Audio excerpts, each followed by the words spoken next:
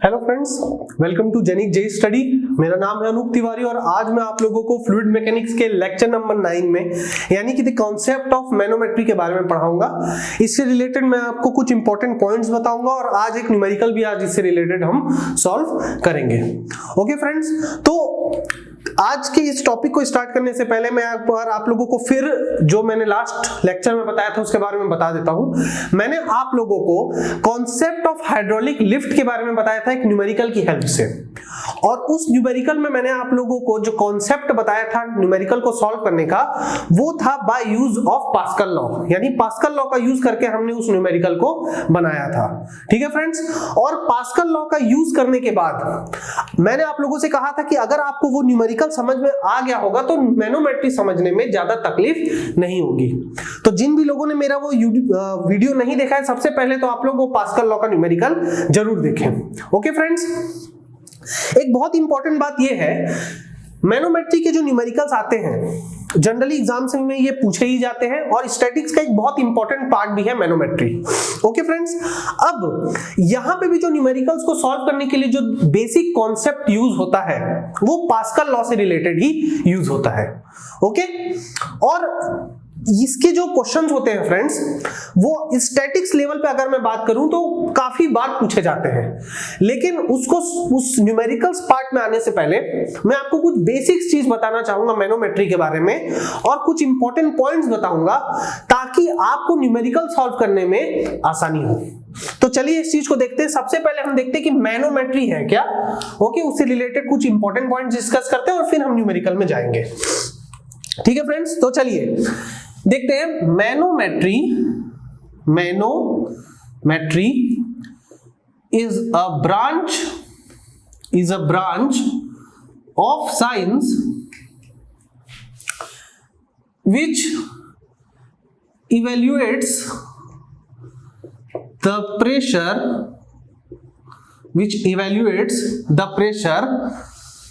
exerted by the fluid। क्या मतलब है फ्रेंड्स इसका मतलब यह है कि मैनोमेट्री साइंस का वो ब्रांच होता है जो कि प्रेशर मेजर करने का काम आता है। किसकी वजह से? फ्लूइड्स की वजह से जो प्रेशर होता है उसकी वजह से ही क्या करता है, वो जो फ्लूइड की वजह से प्रेशर आ रहा है उसको मेजर करने के लिए जो हम पढ़ते हैं जिस सब्जेक्ट के बारे में उसे कहते हैं मैनोमेट्री। ओके, तो अगर हम लोग प्रेशर को मेजर कर रहे हैं जो कि फ्लूइड में एग्जर्ट हो रहा है तो हम किसी ना किसी इंस्ट्रूमेंट का भी यूज कर रहे होंगे। ओके फ्रेंड्स, तो जो इंस्ट्रूमेंट प्रेशर मेजर करने को यूज किया जाता है उसे कहते हैं मैनोमीटर। ठीक है, ये वर्ड भी यहीं से आया फ्रेंड्स। तो the instrument used to measure pressure, कौन सा pressure friends? Due to fluids is called manometer. ठीक है, MANOMETER, इसे आप अंडरलाइन, मैं इसे अंडरलाइन कर देता हूं। ठीक, मतलब जो इंस्ट्रूमेंट मेरा यूज हो रहा है मैनोमेट्री में प्रेशर को मेजर करने के लिए उस इंस्ट्रूमेंट को हम कहते हैं मैनोमीटर। ओके, चलिए तीसरा point, pressure measured in a manometer can be both positive and negative। ये एक बहुत इंपॉर्टेंट पॉइंट है फ्रेंड। क्यों? थोड़ा समझने की कोशिश करते हैं। देखिए फ्रेंड्स, प्रेशर एक स्केलर क्वांटिटी होती है। प्रेशर में सिर्फ मैग्नीट्यूड होता है, किसी तरह का डायरेक्शन नहीं होता। तो क्या कारण है कि अगर मैं मैनोमेट्री की बात कर रहा हूं तो मैं ये लिख रहा हूं कि प्रेशर यहां पे पॉजिटिव नेगेटिव दोनों हो सकता है। देखिए फ्रेंड्स, बहुत ही इजी कॉन्सेप्ट है इसका। वो ये है कि जब भी हम फ्लूइड में प्रेशर की मेजरमेंट की बात करते हैं तो वो हमेशा गॉज प्रेशर होता है। मैंने आप लोगों को बताया भी है कि फ्लूइड मैकेनिक्स में हम जो भी प्रेशर की बात करेंगे वो हमेशा गॉज प्रेशर ही होगा। जो एब्सोल्यूट प्रेशर होता है वो हम थर्मोडायनेमिक्स में यूज करते हैं जनरल पर्पस में, लेकिन जो फ्लूइड मैकेनिक्स में हम प्रेशर कैलकुलेट करते हैं वो हमारा गॉज प्रेशर होता है। और मैनोमेट्री में भी जो हम प्रेशर मेजर करते हैं वो भी कौन सा प्रेशर होता है? Gauge pressure. तो गॉज प्रेशर जो होता है, मैंने आपको प्रीवियस लेक्चर्स में भी बताया था कि गॉज प्रेशर की जो वैल्यू होती है वो पॉजिटिव नेगेटिव दोनों हो सकती है। ठीक है, तो अगर गॉज प्रेशर की वैल्यू पॉजिटिव नेगेटिव दोनों हो सकती है, तो क्योंकि मैनोमीटर भी एक गॉज प्रेशर मेजर करता है, इसलिए इस केस में भी प्रेशर जो होता है पॉजिटिव नेगेटिव दोनों हो सकता है, क्योंकि ये जो प्रेशर होता है ये गॉज प्रेशर होता है। ठीक है फ्रेंड्स, तो इससे रिलेटेड कोई भी कंफ्यूजन नहीं होनी चाहिए। ठीक है, यहां पे आपको स्केलर वेक्टर के बारे में नहीं सोचना है, यहां पे आपको यह सोचना है कि जो प्रेशर हम मेजर कर रहे हैं मैनोमेट्री से वो दरअसल में गॉज प्रेशर है, इसलिए इसकी जो वैल्यू है ये पॉजिटिव एंड नेगेटिव दोनों हो सकती है। ठीक है, चौथा पॉइंट फ्रेंड, चौथा पॉइंट ये है जो कि मेरे हिसाब से one of the most important point होगा, ये वो है कि pressure inside a manometer for a fluid is directly proportional to the height or column of the fluid. इसको नोट कर लेंगे फ्रेंड्स, ये भी एक बहुत इंपॉर्टेंट पॉइंट है। यहां पे एक चीज मैं ये बोलना चाह रहा हूं कि जैसे जैसे आपकी हाइट या आपकी डेप्थ बढ़ते जाएगी कॉलम की, वो आपको समझ में आ जाएगा डायग्राम में कॉलम क्या है, लेंथ क्या है, कैसे हाइट बढ़ सकती है, मैनोमीटर कैसा दिखता है। आई होप आपने पहले भी इस पे रिलेटेड न्यूमेरिकल बनाया होगा, बट यहां मैं आपको हर चीज बताना चाह रहा हूं, इसलिए मैं आप लोगों को ये कहना चाह रहा हूं कि जैसे जैसे फ्लूइड की जो लेंथ है, फ्लूइड में जो उसकी जो हाइट है कॉलम में, वो जैसे जैसे फ्लूइड बढ़ती जाएगी, ओके, तो उसकी वजह से जो प्रेशर का मैग्नीट्यूड है वो भी बढ़ता जाएगा। ओके, नाउ जो सबसे इंपॉर्टेंट पॉइंट है ये जो मैं अब इंपॉर्टेंट पॉइंट लिखवाने जा रहा हूं, यही पॉइंट आपको न्यूमेरिकल सॉल्व करने में भी मदद करेगा। ओके फ्रेंड्स, तो जो सबसे इंपॉर्टेंट पॉइंट है यहां पे वो ये है कि pressure eight 2 points inside a manometer is same in all the horizontal direction and connected to the same fluid। ये बहुत ही इंपॉर्टेंट पॉइंट है फ्रेंड। देखिए मैं आपको समझाता हूं ये क्या बोलना चाह रहा है। देखिए मैंने आप लोगों को बताया था कि मैनोमेट्री में जो हम प्रेशर मेजर कर रहे हैं वो पास्कल लॉ की मदद से कर रहे हैं। ठीक है फ्रेंड्स, पास्कल लॉ में मैंने एक चीज आपको बताई थी कि फ्लूइड जो है मेरी रेस्ट की कंडीशन में होती है, यहां पे भी फ्लूइड मेरी रेस्ट की कंडीशन में है। चलिए मैं एक और इसमें पॉइंट लिख देता हूं, fluid must be in rest state. चलिए मैं आपके लिए इसको लिख दे रहा हूं, आपको ये बात पता होनी चाहिए कि मैनोमेट्री में फ्लूइड रेस्ट की कंडीशन में ही होता है। लेकिन पास्कल लॉ ने ये बोला था कि अगर कोई भी फ्लूइड मेरा रेस्ट की कंडीशन में है तो उस पे लगने वाला प्रेशर जो कि फ्लूइड के अंदर प्रेशर जो लग रहा है फ्लूइड की वजह से, वो सेम होगा इन ऑल हॉरिजॉन्टल डायरेक्शन। ये मैंने आप लोगों को पहले भी बताया था, लेकिन जो मैंने पहले आप लोगों को ये बात नहीं बताई थी, देखिए फ्रेंड्स, मैं जब पास्कल लॉ की बात कर रहा था पहले लेक्चर्स में आपसे, तो उस टाइम भी मेरे दिमाग में था, आज भी मेरे दिमाग में है, लेकिन उस टाइम मैंने आप लोगों से एक बात ये नहीं बोली थी कि फ्लूइड सेम होना चाहिए। फ्लूइड सेम होना चाहिए का क्या मतलब है? फ्लूइड सेम होना चाहिए का मतलब ये है फ्रेंड्स कि मैनोमीटर की जब हम बात करते हैं तो मैनोमीटर में सिर्फ एक ही फ्लूइड नहीं रहता है फ्रेंड्स, मोर देन 1 2 3 फ्लूइड्स भी होते हैं। तो अगर मेरा मोर देन वन फ्लूइड है, अगर 2 है, 3 टाइप्स ऑफ फ्लूइड है, तो ये चीज चेक करना जरूरी है कि हम जो पॉइंट ले रहे हैं वो सेम हॉरिजॉन्टल डायरेक्शन के साथ साथ सेम फ्लूइड से भी कनेक्टेड होना चाहिए। ये बहुत इंपॉर्टेंट पॉइंट है और यही चीज मैं यहां लिखना चाह रहा हूं। जो मेरा 2 हॉरिजॉन्टल पॉइंट होगा जिसमें मैं मैनोमीटर में अगर सेम प्रेशर को लेके चलूंगा, तो वो दोनों हॉरिजॉन्टल पॉइंट सेम फ्लूइड से कनेक्टेड होना चाहिए। अगर आपको अभी भी ये चीज समझ में नहीं आ रही है तो कोई चिंता की बात नहीं, न्यूमेरिकल में समझ में आ जाएगा। मैं हूं ही किस लिए, मैं इसीलिए तो हूं।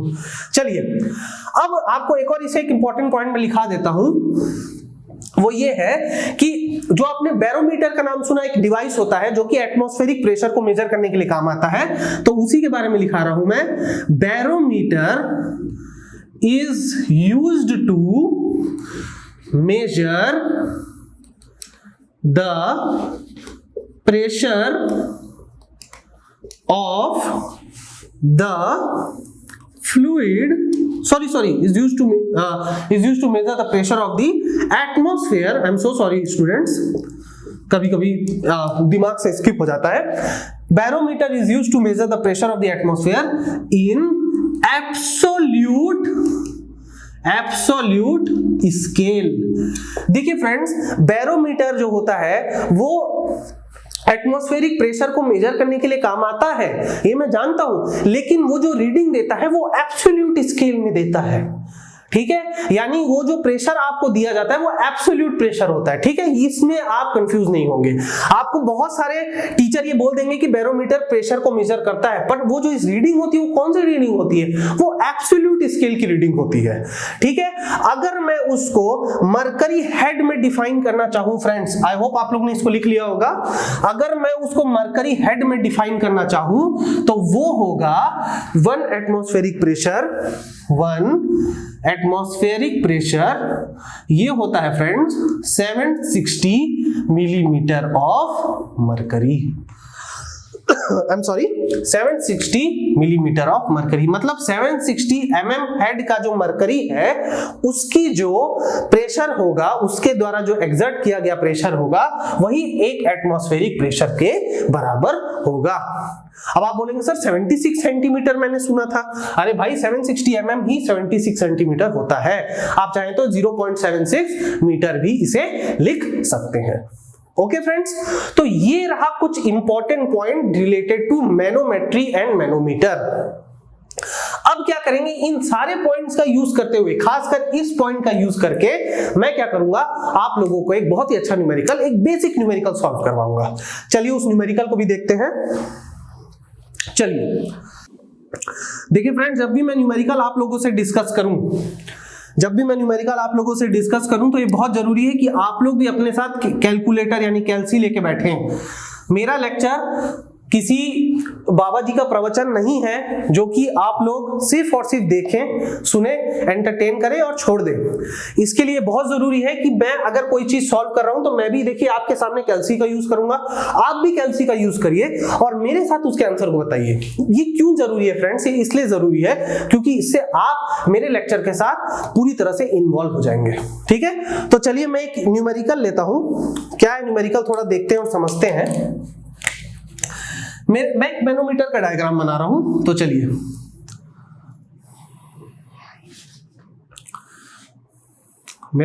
मेरा जो डायग्राम है फ्रेंड्स बहुत पुअर है, तो प्लीज उसके लिए मुझे जज ना करें। मैं कोशिश करूंगा कि मैं थोड़ा सा अच्छा बना लूं इस चीज को, धीरे धीरे करके इंप्रूवमेंट आ जाएगा। Okay, not bad. ओके, चलिए ये एक मेरा मैनोमीटर है और अच्छे से इसको मैं बता देता हूं। ये पॉइंट है मेरा, इस पॉइंट को मैं कर देता हूं ए, इस पॉइंट को मैं कर देता हूं ए, और यहां पे मैं डाल देता हूं फ्लूइड। ये रहा मेरा फ्लूइड।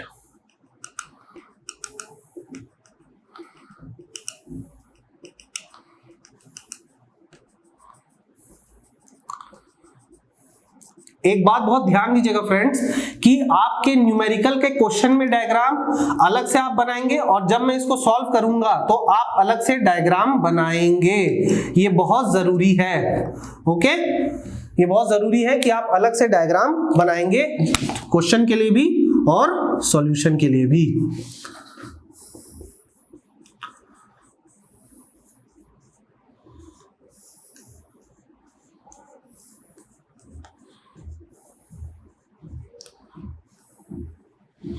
ठीक है, ओके।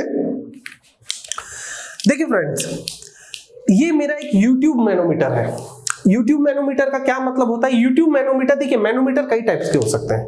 यू शेप में हो सकता है, वी शेप में हो सकता है, इंक्लाइन शेप में हो सकते हैं, किसी भी तरह से आपको मैनोमीटर का के एक डायग्राम दिया जा सकता है। लेकिन जनरली जब मैं कॉलेज में खुद पढ़ाता था फ्रेंड्स, तो मैं क्या करता था, सबसे पहले कुछ ना कुछ बेसिक्स एग्जांपल्स के थ्रू सॉल्व करता था, और सबसे पहले जो मैं लेता था वो YouTube मैनोमीटर ही लेता था। YouTube जस्ट आपके समझ के लिए जरूरी है कि YouTube इसलिए इसको कहते हैं क्योंकि इसका जो शेप होता है वो U के जैसा होता है। देखिए फ्रेंड्स, ये पूरा का पूरा डायग्राम एक मैनोमेट्री का है। अब देखिए यहां पे कुछ चीज मैं आप लोगों को बता देता हूं। ये है मेरा पाइप, ओके, ये मेरा एक पाइप है। ए जो है फ्रेंड्स, ए ये पॉइंट, ये है centre of the pipe, centre of the pipe.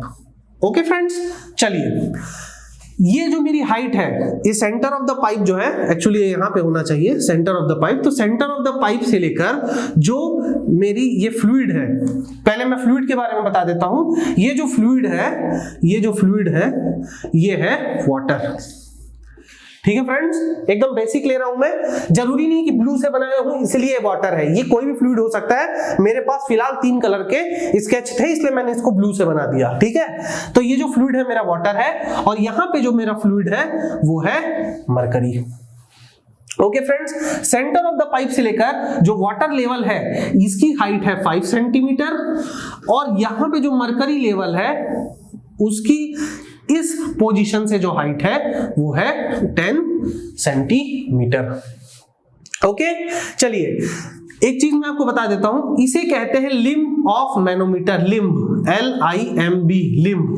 Limb मतलब वो पाइप जो होता है जिसमें हमारा फ्लूइड रखा गया है, उसको हम लिम्ब्स कहते हैं। ठीक है, जस्ट लाइक लेग। ओके, चलिए तो ये लिम्ब ऑफ द मैनोमीटर है। ठीक, ये जो है पोर्शन, ये है open to the atmosphere, open to the atmosphere.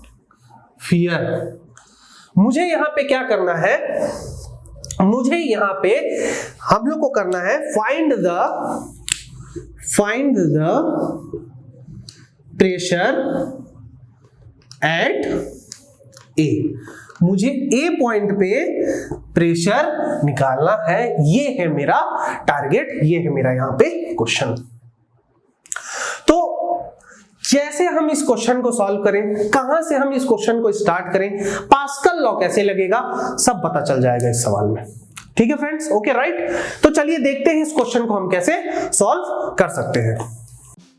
Genic Prime is the new features by Genic Education where you will get 450 plus video series questions explanation, Prime Facebook group for doubt solving, assignments, live sessions and many more. If you are interested then visit website and join quickly. For any query call on 9837933283. Okay friends, तो चलिए सबसे पहले मैं क्या कर रहा हूं, मेरे को देखिए फ्रेंड, जब भी इस टाइप मैनोमीटर, YouTube मैनोमीटर जैसा कोई क्वेश्चन आए और अगर कहीं भी आपको प्रेशर सबसे पहले मेजर करना है, तो सबसे पहले उस जगह पे आप जाइए, उस पॉइंट को आप देखिए जो कि ओपन टू द एटमॉस्फेयर है। ठीक है, अगर आपके पास ऐसा कोई मैनोमीटर दिया है जो कि ओपन टू द एटमॉस्फेयर है, उसका कोई भी लिम्ब अगर ओपन टू द एटमॉस्फेयर है, तो सबसे पहले उस लिम्ब के फ्री सरफेस से आप प्रेशर कैलकुलेट करना चालू करो। अगर आप ये डायग्राम देख रहे हैं तो इस डायग्राम में क्या कोई ऐसा लिम्ब है जो ओपन टू द एटमॉस्फेयर है? क्या ये limb open to the atmosphere है? नहीं, यहाँ पे ये जो लिम्ब है ये पाइप से जुड़ा हुआ है। लेकिन अगर आप इस लिम्ब की बात करेंगे तो देखिए ये ओपन टू द एटमॉस्फेयर है। अब मैं ये ऐसा क्यों बोल रहा हूं कि आप पहले वहां से स्टार्ट करिए। देखिए मैं सबसे पहले आप लोग क्या करिए, यहाँ पे इसकी नेमिंग दे दीजिए, B, C, ये D और ये पॉइंट को आप दे दीजिए E। ठीक है फ्रेंड्स, आप लोग पहले क्या करिए, इस जगह को नेमिंग दे दीजिए B, C, D, E। Okay और सबसे पहले आप कहां का प्रेशर निकालेंगे, उस free surface of the fluid का प्रेशर निकालेंगे जो कि एटमॉस्फेयर से डायरेक्ट कांटेक्ट में है। तो अगर आप इस सरफेस को देख रहे हैं, बहुत ध्यान दीजिएगा, इसके लिए आप अलग से डायग्राम बनाएंगे, ठीक है, जो मैं नेमिंग कर रहा हूं, ठीक है। आप भले इसके लिए वीडियो को पॉज कर दीजिए 2 मिनट के लिए। तो अगर मेरे को यहां पे प्रेशर निकालना, कैलकुलेट करना है, तो सबसे पहले मैं प्रेशर एट ई निकालूंगा। तो चलिए समझते हैं, प्रेशर एट ई में निकाल रहा हूं। प्रेशर एट ई क्या होगा, देखिए फ्रेंड्स, यहां पे जो ये पॉइंट है ई, ये free surface of the fluid है। Free surface of the fluid का मतलब ये है कि ये जो है एटमॉस्फेयर की डायरेक्ट कांटेक्ट में है। अगर कोई भी फ्लूइड एटमॉस्फेयर के डायरेक्ट कांटेक्ट में होता है तो उस पॉइंट पे उसका जो गॉज प्रेशर होता है, याद रखिए गॉज प्रेशर, क्यों, क्योंकि हम तो गॉज प्रेशर निकाल रहे हैं यहां पे, तो जो गॉज प्रेशर होता है एट द फ्री सरफेस वो 0 होता है। तो यहां पे जो प्रेशर है, pressure at E, gauge pressure, वो कितना है, 0। क्या रीजन लिखेंगे आप, free surface of the fluid, so therefore P gauge is equal to 0। याद रखिए, ये मैं बार बार नहीं लिखूंगा, ये पहला न्यूमेरिकल है इसलिए मैं आपके लिए लिख दिया। अगर मैं किसी आने वाले लेक्चर में मैं अगर डायरेक्टली कोई भी सरफेस ऑफ द फ्लूइड होगा जो एटमॉस्फेयर की कांटेक्ट में होगा और वहां पे मैं प्रेशर 0 लिख दूंगा तो आप कंफ्यूज मत होना, इसलिए मैं आपसे कह रहा हूं आप मेरे सारे वीडियो लेक्चर को देखिए। मैं आप लोगों को प्रॉमिस करता हूं मेरे सारे वीडियो लेक्चर देखने के बाद एफएम आपसे कुछ नहीं छूटने वाला, ठीक। तो प्रेशर एट ई जो होगा वो फ्रेंड्स कितना हो जाएगा, 0। अब मैं क्या कर रहा हूं, अब मुझे क्या करना है, प्रेशर एट डी निकालना है। ओके चलिए, प्रेशर एट डी मुझे कैलकुलेट करना है। अब प्रेशर एट डी में क्यों कैलकुलेट करूंगा, देखिए अभी मैं बताता हूं आपको। सबसे पहले प्रेशर एट डी को मैं कैलकुलेट कर लेता हूं। तो देखिए फ्रेंड्स, मैंने आप लोगों को एक कॉन्सेप्ट बताया था कि जब भी आप लोग डेप्थ में, जब भी हम लोग निचले डायरेक्शन में जाते हैं तो जो प्रेशर होता है वो इंक्रीज होता है, और जब भी हम लोग अपवर्ड डायरेक्शन में जाते हैं तो प्रेशर क्या होता है, डिक्रीज होता है। ओके तो अगर मैं ई पे प्रेशर निकालना चाहता हूं, डी पे प्रेशर निकालना चाहता हूं, तो मैं ई से कौन सी डायरेक्शन में आ रहा हूं, नीचे आ रहा हूं। तो अगर मैं यहां से नीचे आ रहा हूं तो प्रेशर मेरा क्या होगा, बढ़ेगा। तो ये हो जाएगा pressure, I am sorry friends, pressure at E plus कितना फ्रेंड्स, रो जी एच, क्योंकि गॉज प्रेशर का तो यही फॉर्मूला होता है। ओके तो प्रेशर एट ई कितना है, 0, जो कि हमने यहां पे देख लिया, प्लस यहां पे रो यानी डेंसिटी, कौन सा फ्लूइड है फ्रेंड्स, मरकरी। एग्जाम में, कॉम्पिटिटिव एग्जाम में ये मान के चलेगा कि मरकरी की डेंसिटी आपको पता है, ठीक है, इसकी डेंसिटी आपको याद रखनी पड़ेगी। मरकरी की जो डेंसिटी होती है फ्रेंड्स वो होती है 13,600 इंटू 9.81, ये 13,600 kg पर मीटर क्यूब, जी की वैल्यू होती है 9.81 इंटू हाइट। ये हाइट कितना दिया है फ्रेंड्स आप लोग को, 10 सेंटीमीटर। 10, ये जो 10 सेंटीमीटर है ये ऐसा यूनिट नहीं है, ऐसा यूनिट जो होती है लेंथ की वो होती है मीटर। तो इसको मैं क्या करूंगा, मीटर में कन्वर्ट कर दूंगा। तो अगर, क्योंकि 1 सेंटीमीटर जो क्या आता है 1/100 मीटर होता है, तो 10 सेंटीमीटर बराबर कितना हो गया, 10/100 यानी कि 0.1 मीटर। ठीक है, इसको मैं यहां पे ऐसे वो कर लेता हूं, ये, ताकि आप लोगों को इससे कंफ्यूजन ना हो, ये इससे अलग से है। तो यहां पे जो आपके पास फॉर्मूला आएगा, कैल्सी का यूज करेंगे फ्रेंड्स। चलिए देखते हैं, ये देखिए ये रहा मेरे पास भी कैल्सी, आप भी कैल्सी लेके बैठिए क्योंकि मुझे कोई आंसर याद नहीं है, ठीक है, मैं इसको कैलकुलेट करूंगा। तो चलिए आप भी कैलकुलेट करें और मुझे बताइए इसकी वैल्यू कितनी आ रही है, चेक कर लीजिए।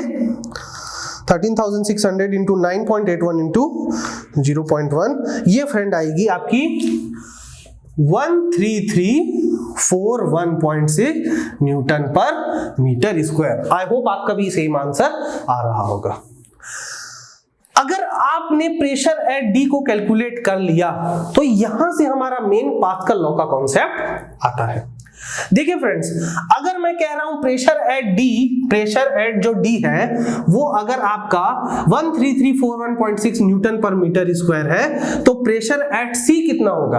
अब देखिए मैंने प्रेशर एट यहां इसी पॉइंट को क्यों लिया, मैं इसके नीचे कोई पॉइंट क्यों नहीं लिया या फिर मैंने इसके ऊपर कोई पॉइंट क्यों नहीं लिया? क्योंकि मैंने आप लोगों को अभी थोड़ी देर पहले एक पॉइंट लिखवाया था कि मैनोमीटर में अगर दो जगह कोई प्रेशर है वो तभी इक्वल होगा जब वो सेम हॉरिजॉन्टल डायरेक्शन में हो या फिर वो सेम फ्लूइड से जुड़ा हुआ हो। ओके फ्रेंड्स, तो यहां पे क्या है, जब आप नीचे आ रहे हैं तो इस पॉइंट पे जो आपका डी और सी है, सी और डी जो है वो क्या है, सेम हॉरिजॉन्टल लाइन पे है, ठीक है, और ये दोनों पॉइंट सेम फ्लूइड यानी मरकरी से जुड़े हुए हैं। तो अगर ये दोनों पॉइंट सेम हॉरिजॉन्टल डायरेक्शन में है और सेम फ्लूइड से भी जुड़े हुए हैं तो आप लिख सकते हैं कि pressure at C is equal to pressure at D, क्यों, बाय पास्कल्स लॉ। समझ में आया फ्रेंड्स? अगर आपको ये चीज समझ में आ गया तो आपको 90% मैनोमेट्री समझ में आ गया। 90% क्यों, 100% क्यों नहीं, अभी 100 भी हो जाएगा, ठीक है। चलिए यहां पे जो प्रेशर है डी, देखिए अगर, चलिए मैं थोड़ा सा और आप लोगों को सिखा देता हूं। मान लीजिए मैं यहां पे प्रेशर लेता, ठीक है, तो प्रेशर मैं अगर यहां पे लेता फ्रेंड तो मैं इस हॉरिजॉन्टल डायरेक्शन को कंपेयर करता। अगर मैं इस हॉरिजॉन्टल डायरेक्शन को कंपेयर करता तो यहां पे जो फ्लूइड है वो अलग अलग है, इसलिए यहां पे प्रेशर सेम नहीं हो पाता, ठीक है। इसलिए मैंने इन दो पॉइंट्स को लिया। आई होप आपको समझ में आ रहा होगा, ठीक है। तो अगर प्रेशर एट सी जो है मेरा प्रेशर एट डी के बराबर है तो अब मैं क्या करूंगा, प्रेशर एट बी कैलकुलेट करूंगा। मुझे एट लास्ट क्या कैलकुलेट करना है, ये भूलिएगा मत, ऐसा नहीं कि आप क्वेश्चन के फ्लो में भूल गए कि करना ही क्या है, ठीक है। हमको ए पे प्रेशर निकालना है, तो अभी हम क्या कर रहे हैं, प्रेशर एट बी को भी कैलकुलेट करेंगे। तो चलिए लिखता हूं प्रेशर एट बी, ये देखिए ये प्रेशर एट सी। अब देखिए सी से मैं क्या कर रहा हूं, ऊपर की डायरेक्शन में जा रहा हूं, ओके फ्रेंड्स। तो अगर मैं ऊपर की डायरेक्शन में जा रहा हूं तो प्रेशर क्या होगा, कम होगा। कितना कम होगा, रो जी एच। तो चलिए इसको लिख लेते हैं पीसी माइनस रो जी एच। तो ये कितना हो गया, ये है आपका 13341.6 जो कि पीसी की वैल्यू है वो पीडी के बराबर है, माइनस यहां पे कौन सा फ्लूइड आ गया फ्रेंड्स, वाटर। और एग्जाम में ये भी मान के चलेगा कि आपको वाटर की डेंसिटी की वैल्यू पता है। तो वाटर का जो डेंसिटी होता है वो होता है 1000 kg per meter cube into g की वैल्यू है 9.81 और यहाँ पे जो हाइट दिया गया है वो दिया गया है 5 सेंटीमीटर। अब इसको अभी मैं मीटर में कन्वर्ट करने के लिए क्या करूंगा, डिवाइडेड बाय 100। ओके फ्रेंड्स, ये बहुत इंपॉर्टेंट है। अगर आप ऐसा यूनिट देखिए, आपका सारा कॉन्सेप्ट सही होने के बावजूद भी अगर आपने छोटी सी चीज को ध्यान नहीं दिया आपका आंसर पूरा गलत आ जाएगा, ठीक है। तो ये जो मेरी वैल्यू आएगी, ये देखिए ये कितनी वैल्यू आएगी, चलिए सॉल्व करके बताइए फ्रेंड्स, सॉल्व करके अपनी कॉपी में लिखिए। 1205 ये आ रहा है friends 12851.1 newton per metre square. I am sorry friends, okay. तो यहां पे आप लोग अगर देख रहे हैं तो पीबी की भी वैल्यू मैंने क्या की, कैलकुलेट कर ली। अब मुझे एक्चुअली में किसकी वैल्यू चाहिए, मुझे तो इस ए की वैल्यू चाहिए, ठीक है, यानी सेंटर ऑफ द पाइप की वैल्यू चाहिए। अब सेंटर ऑफ द पाइप के लिए मैं क्या कर रहा हूं, आप ध्यान से देखिए, ए और जो बी है, ए और बी आपका सेम हॉरिजॉन्टल लेवल पे है या नहीं है, बिल्कुल है। ए और बी दो ऐसे पॉइंट्स हैं इस मैनोमीटर में, यहां पे एग्जैक्टली नहीं दिख रहा है, एक्चुअली सेम लेवल पे है, ठीक है। तो ए और बी दोनों क्या है, सेम हॉरिजॉन्टल लेवल पे है, ठीक। फ्लूइड मेरा रेस्ट की कंडीशन में है, ओके। और ये दोनों सेम फ्लूइड से कनेक्टेड है, यहां पे भी वाटर है और यहां पे भी वाटर है। तो अगर ये तीनों केस मेरा कंडीशन सेटिस्फाई हो रहा है तो मैं लिख सकता हूं PB is equal to PA, कैसे, by Pascal's law. Okay friends, तो अगर PB PA के बराबर है तो फाइनली PA की क्या वैल्यू आ गई, PA की वैल्यू आ गई 12851.1 न्यूटन पर मीटर स्क्वायर या फिर पास्कल। ये है एक बेसिक कॉन्सेप्ट मैनोमीटर का। अब देखिए फ्रेंड्स, आज जो मैंने आप लोगों को ये चीज पढ़ाया, इससे सिर्फ आपका मैनोमेट्री का ही नहीं बल्कि पास्कल लॉ से रिलेटेड न्यूमेरिकल के भी कैसे अच्छे से क्वेश्चन सॉल्व किए जा सकते हैं आप लोगों को समझ में आ गया होगा। लेकिन मैं पर्सनली ऐसा फील करता हूं कि सिर्फ एक न्यूमेरिकल मैनोमीटर से रिलेटेड सफिशिएंट नहीं है। ठीक है, तो जो नेक्स्ट लेक्चर होगा फ्रेंड, उसमें जो मैं कॉन्सेप्ट ऑफ मैनोमेट्री के कुछ एक और दो अच्छे न्यूमेरिकल आप लोगों से सॉल्व करवाऊंगा। वो इसलिए फ्रेंड्स क्योंकि अगर स्टैटिक्स से अगर सवाल आएगा तो बहुत हाई चांस है कि वो मैनोमेट्री से आएगा, और अगर मैनोमेट्री से आएगा तो मैनोमेट्री का कॉन्सेप्ट बहुत ईजी है फ्रेंड। आपको बस ये चेक करना है कि आपका जो फ्लूइड है वो सेम हॉरिजॉन्टल लेवल पे रहे जहां का भी आप प्रेशर मेजर कर रहे हैं, और वो जो दो पॉइंट है वो सेम फ्लूइड से कनेक्टेड रहे। अगर आप इतना चीज फॉलो कर पा रहे हैं तो क्या होगा, आप क्या कर सकते हैं, मैनोमीटर के कोई भी सवाल को क्या कर सकते हैं, सॉल्व कर सकते हैं। अब जो नेक्स्ट लेक्चर में जो मैं मैनोमेट्री के क्वेश्चन दूंगा उसमें जो मेरा क्या है कि यहाँ पे जो मेरा फ्री सरफेस है, जरूरी नहीं है कि वो फ्री सरफेस रहे ही, हो सकता है मैं यहाँ से भी एक पाइप कनेक्ट कर दूं, हो सकता है मैं इस लेंथ को बदल दूं। ठीक है, मैं ऐसे भी क्वेश्चन आपसे सॉल्व करवाऊंगा जिसमें जो प्रेशर की वैल्यू आएगी वो नेगेटिव में आएगी। तो इसलिए एक लेक्चर मैनोमेट्री के न्यूमेरिकल के लिए सफिशिएंट नहीं है। इसलिए हम क्या करेंगे, नेक्स्ट लेक्चर में एक से दो और न्यूमेरिकल को हम क्या करेंगे, सॉल्व करेंगे, और उसके बाद हम लोग एक दूसरे टॉपिक को कवर करेंगे। तो ठीक है फ्रेंड्स, अगर आप लोगों को मेरे वीडियोस अच्छे लगते हैं तो प्लीज जेनिक जेई स्टडी को सब्सक्राइब करिए। हम लोग बहुत मेहनत करते हैं, हम लोग हर दिन ये सोचते हैं कि किस तरह से आप लोगों को अच्छे से पढ़ाया जाए, एक अच्छा कंटेंट आप तक प्रोवाइड किया जाए। ठीक है, लेकिन आपकी भी इन्वॉल्वमेंट बहुत जरूरी है फ्रेंड। तो प्लीज आपकी इन्वॉल्वमेंट मुझे कैसे पता चलेगा, आपके लाइक, शेयर, सब्सक्राइब बटन से, और आप बेल आइकन को जरूर दबाएं, और कमेंट सेक्शन में जरूर लिखें कि आपको मेरे वीडियो लेक्चर कैसे लगते हैं। अगर आपको कोई चीज समझ में नहीं आ रही है तो प्लीज आप उसे मुझसे कहें। अगर आपको मेरे पढ़ाने के तरीके में कुछ गलत लगता है तो भी आप मुझसे कहें। ठीक है, सिर्फ देखिए, मैं देखता हूं, मैं एक दो अनलाइक आ जाता है। मैं नहीं कहता कि हर किसी को मेरा वीडियो अच्छा लगे, मैं नहीं कहता, बट जो लोग डिसलाइक कर रहे हैं वो मुझे कारण तो बताएं। मेरे वीडियोस में 50-70 लाइक्स आता है लेकिन एक दो डिसलाइक आ जाता है, पर क्यों? आप मुझे बताइए कि मेरे से गलती कहां हो रही है। मैं आपसे प्रॉमिस करता हूं कि आपकी दी हुई एडवाइस को मैं जरूर यहां पे फॉलो करूंगा। जितने भी लोग मुझे कमेंट सेक्शन में मैसेज करते हैं मैं सबका रिप्लाई करता हूं, क्योंकि I am not a star, I am a teacher. ठीक है, और क्योंकि मैं एक टीचर हूं इसलिए ये मेरे लिए जरूरी है कि मैं अपने सारे बच्चे के डाउट्स क्लियर करूं।